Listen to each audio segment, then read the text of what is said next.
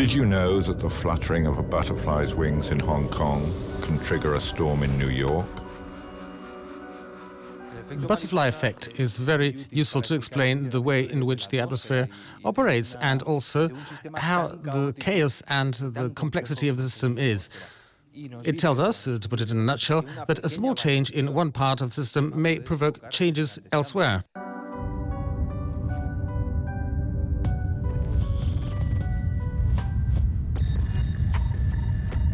We can do it.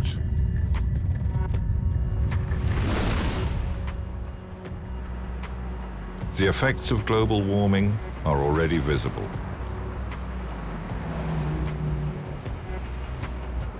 Spain started the 21st century with the hottest years in its history. Otro día de calor sofocante en el centro y sur de la península, donde de nuevo se han rozado los 40 grados a orillas del Guadalquivir, en el sur de Badajoz, Castilla-La Mancha y el interior de la Comunidad Valenciana.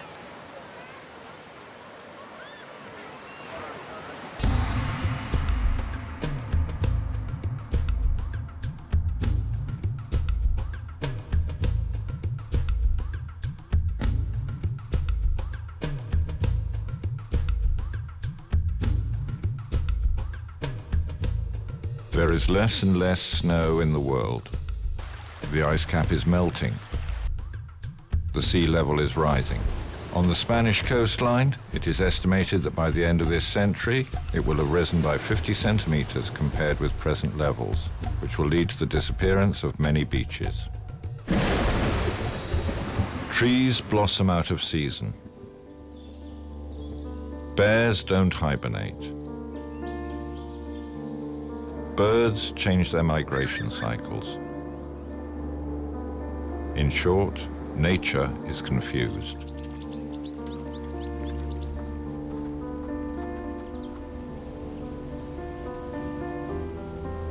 One thing is for sure, the evidence is there for everyone to see.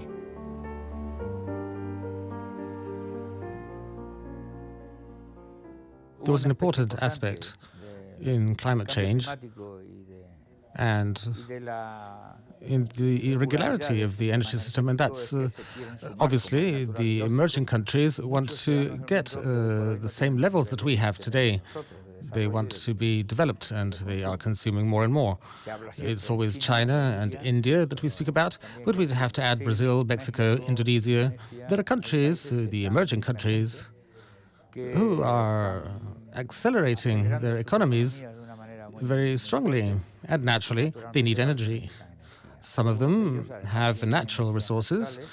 China, for instance, has lots of coal, and they use a lot of hydraulic energy, although it has its other environmental impact, different to that of burning coal, but that's important too. And this is going to inevitably lead to an increase of the problem. In the developed countries, we consume much more than we need.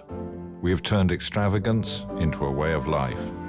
However, there is every indication that resources are running out and that the time has come to adopt a different way of existing in this world. This is an issue that concerns everybody, and each and every one of us must take part therein.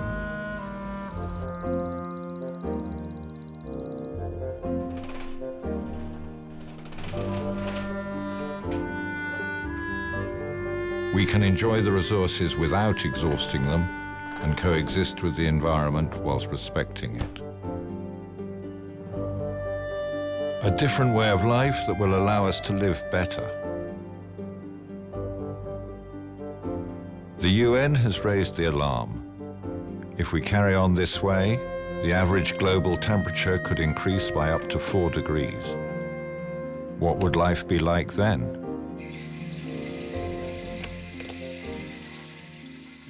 The scenarios that United Nations, through IPCC, are telling us that there is a global temperature rise in the whole planet between 2 and 4 degrees centigrade, and this is not good. These working groups of United Nations, especially the Intergovernmental Panel for the Study of Climate Change, are including the works, the research carried out by experts that say not only how the temperature or rainfall is going to change on the planet, but also the implications from the environmental standpoint and also the social implications. There are biologists, there are sociologists, demographers working in these groups. The biologists say that many habitats that we know today that are going to disappear. They may change dramatically. Others are changing now in front of our very eyes. They are degrading themselves very quickly. And from a social demographic viewpoint, the economists, the demographers are telling us that there are going to be great changes.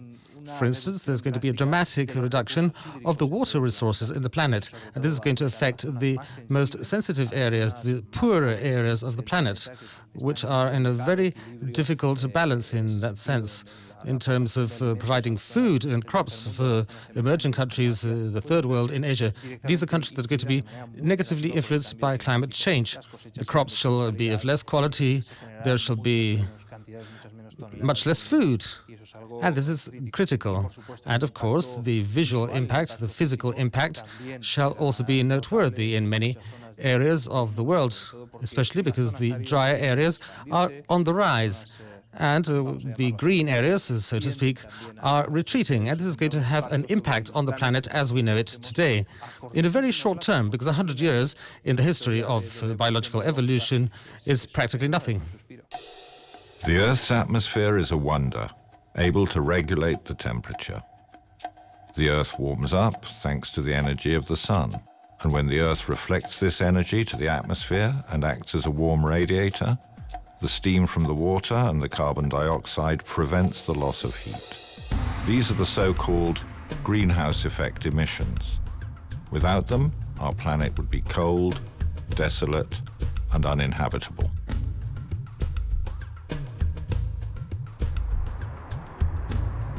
An excessive concentration of carbon dioxide in the atmosphere is causing the overheating of the Earth. Since 1750, the start of the industrial era, the CO2 concentration in the atmosphere has increased by over 30%. We now know to what extent we are to blame. Excessive use of private vehicles, badly planned construction, increased use of household appliances, abusing things that provide us with comfort and well-being are to blame for 3/4 of the CO2 emissions. We can do a lot to improve the future, the very near future. I, in my home, practice attitudes that are very easy for everyone and that are very ecological. For example, regarding light consumption, I'm very sensible with light consumption because I think that it's absurd to have everything lit up and have such an unnecessary expense or heating in a compulsive manner. Apart from affecting your pocket, it affects the environment as well. So I work with a lamp, a normal lamp, to light up my computer. But perhaps in my house there's no other light switched on except the one that I'm using. What do I want the rest of the house lit up for? It's an unnecessary expense that is to nobody's benefit. If you have a dishwasher, use it, fill it to the top. It's normal. But to put on the dishwasher with 4 forks and 2 plates is a scandal. I think it's obscene. Or to put on the washing machine with 2 bits of underclothing. Really? I think it is the epitome of obscenity. The local Spanish governments have become aware of the risks. Already in 2004, the Spanish Federation of Municipalities and Provinces and the Ministry of the Environment agreed to work together on pollution prevention and climatic change initiatives. That's how the Spanish network Cities for Climate came into being. bringing together cities and villages committed to sustainable development and the protection of the environment, and coordinating specific policies and actions aimed at dealing with the effects of climatic change. I now understand that climate change is comparable to a large ship with a huge mass and a certain velocity, and this entails a great inertia. And as anybody knows, a ship is not easy to stop as you may stop a car. It's practically impossible to stop a ship just by decreasing the speed. And I think that in terms of climate change, humankind has to reverse, and we have to reverse saving energy. The symbolic power cut of 1st of February 2007 lasted for 5 minutes. 20 million bulbs were switched off throughout Spain, almost one for every 2 citizens. And in those 5 minutes, there was a cutback of 35 million tons of CO2 emissions. Not that difficult. A city that is better organized would be one where we can carry out our day-to-day activities by walking, and if that's not possible, at least by riding a bicycle. However, to go and buy a pack of cigarettes driving our car is absolutely ludicrous, and it could be a car or even a bus. There are some people who live 80 kilometers away from their job and they have to ride a train. They have to commute every single day. This is unsustainable. We ought to organize the cities and the territories in such a manner that we can actually live in them. It's not only the energy cost, it's also a cost in terms of pollution, but there is a toll on quality of life. People are wasting lots of time in transport. A particular concept of well-being and quality of life may well become the very cause of its destruction. But we can avoid this. We only have to change some of our habits, which in many cases would be more healthy anyway. Did you know that 90% of the energy used by a dishwasher goes into heating the water? Did you know that low-energy bulbs last 8 times longer than conventional bulbs? Did you know that the energy consumption of a TV in sleep mode equals 15% of its overall consumption?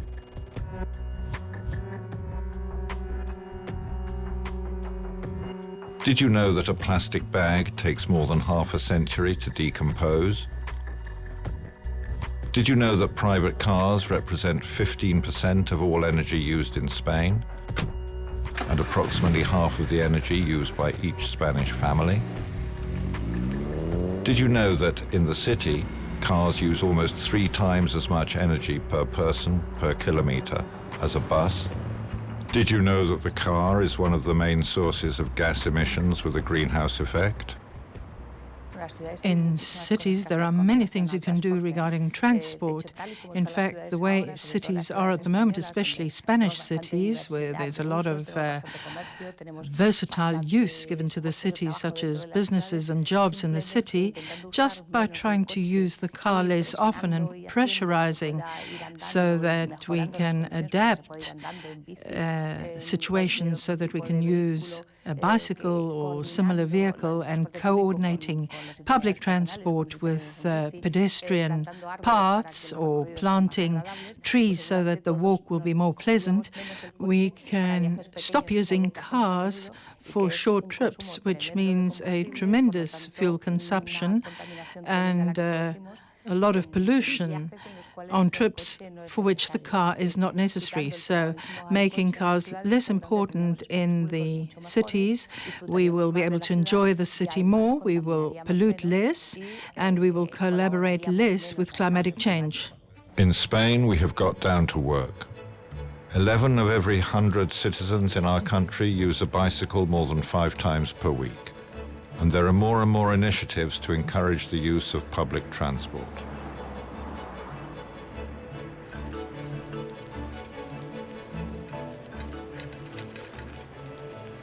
Hello, a question. Do you ride the bike to your job every day? Yes, every day. And why do you choose to ride a bike? Because it's the cheapest and most environmentally friendly way to travel.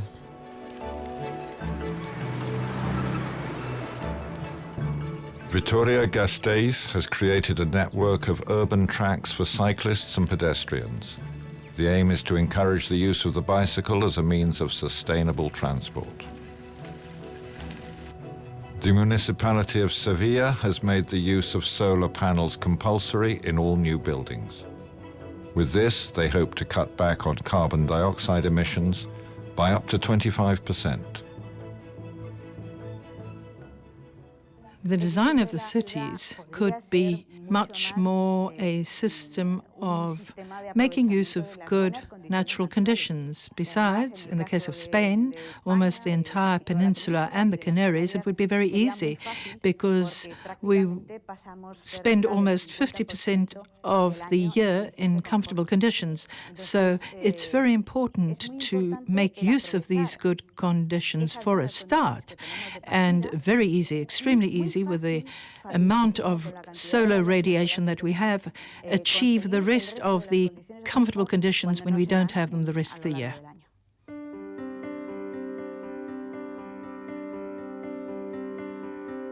In Sagunto, they have created the so-called children's forest, a green buffer which separates the industrial estate from the urban area. So far, 4,000 children have planted 7,000 trees.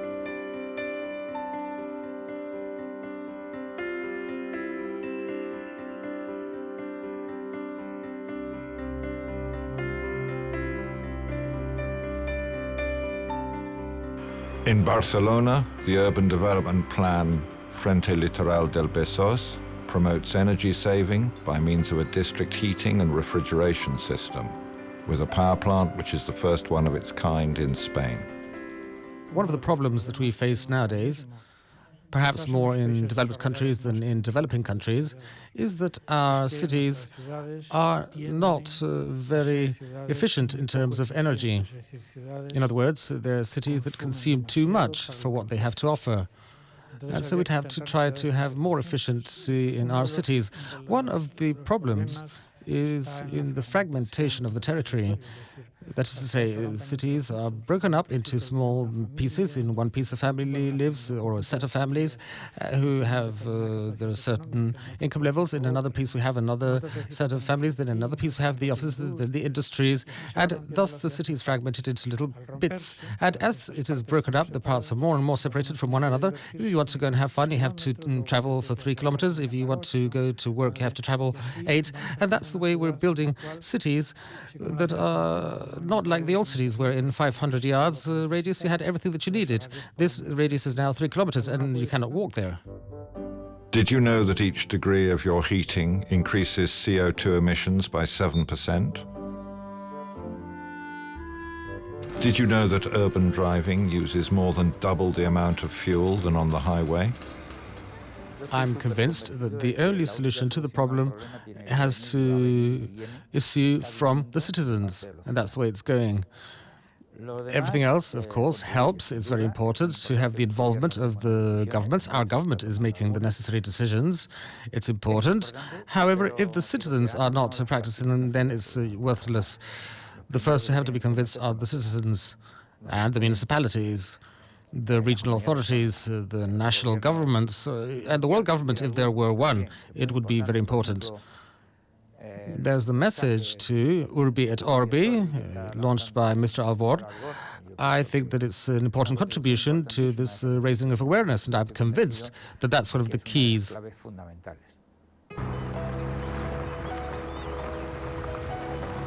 In 2004, Spain produced almost 48% more greenhouse gas emissions than in 1990.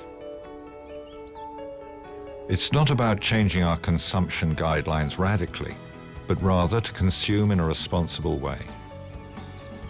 All we have to do is get used to a more considerate way of consuming, which will not alter our quality of life, but will achieve living in a better world. The technological means at our disposal will only mean progress if we make good use of them.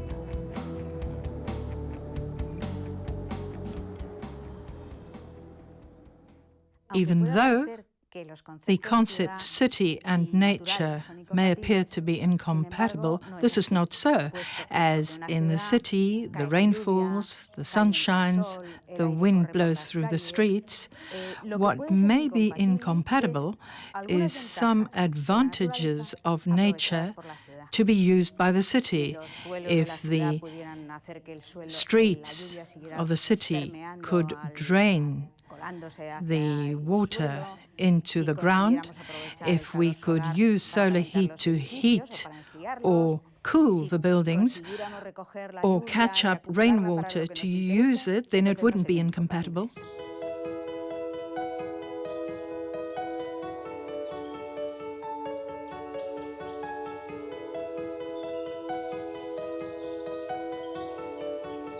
There is a lot at stake, and we can win, because we can do it.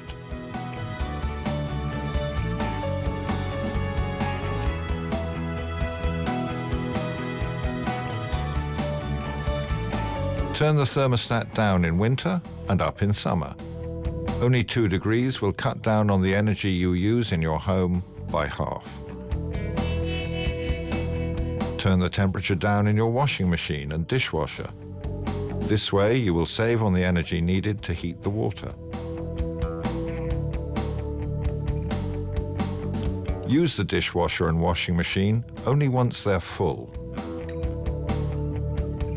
Turn all electronic devices off when not in use. The TV, DVD, computer, sound equipment, cell phone rechargers, and others. Turn lights off when leaving a room and use low-energy bulbs. Turn the lights out when you leave the office or workplace. Avoid always using your car when you have to go somewhere. Use public transport, a bicycle, or walk. Take turns with your workmates or classmates if traveling by car.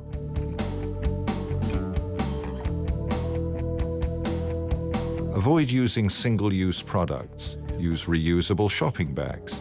You will save energy and cut down on waste. Save water. Close the tap when brushing your teeth, soaping yourself when showering, shaving, or doing your hair. Plant a tree. It will absorb a ton of CO2 throughout its lifetime.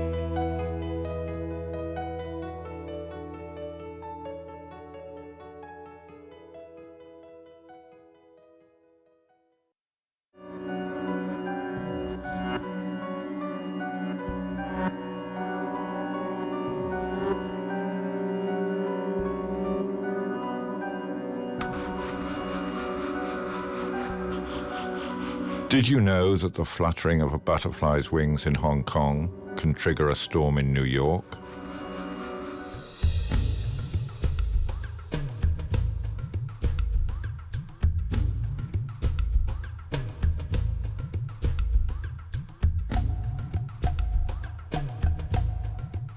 Because 100 years in the history of biological evolution is practically nothing. The only solution to the problem has to issue from the citizens. Our cities are not very efficient in terms of energy. In other words, there are cities that consume too much for what they have to offer. coordinating public transport with pedestrian paths or planting trees so that the walk will be more pleasant, even though the concepts city and nature may appear to be incompatible, this is not so. A different way of life that will allow us to live better.